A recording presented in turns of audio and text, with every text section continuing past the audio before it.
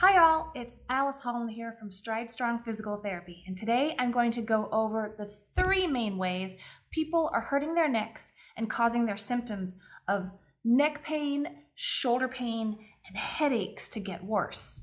A lot of it is positional. The first culprit is text neck. You might have heard this term thrown around, but it's a serious thing.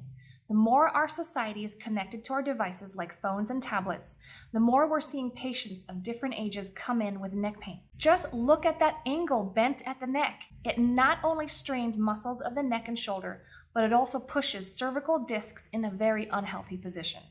Second most common position I see are folks who work on a laptop or computer. Laptops are lower in height and it brings the viewer's gaze downward. Look at the angle of the neck that brings. Computers fare a little better with higher monitors.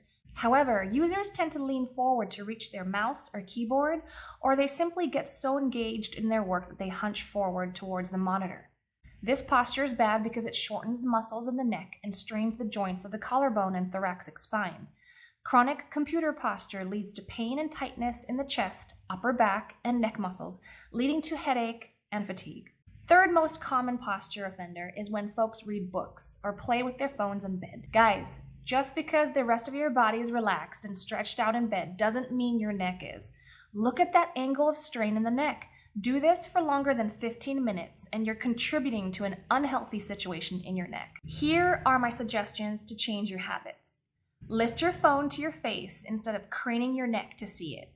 Place keyboard and mouse closer to your computer so you don't have to overreach and strain yourself. Move the monitor up closer to your eye level. This could mean using a monitor riser or a laptop stand.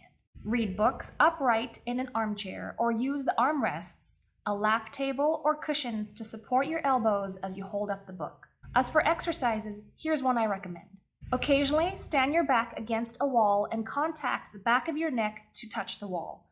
I don't mean looking up and pulling your chin up. I mean retracting your head. Hold it here for a few minutes. Let your shoulders relax downward and allow your posture to recalibrate. If you're still experiencing pain and discomfort in your muscles, you should really consider physical therapy to help you with that. We can help massage and stretch your muscles and get your joints back in alignment, as well as prescribe exercise to suit your condition. Hey Stride Strong viewers, thank you for checking out our YouTube channel.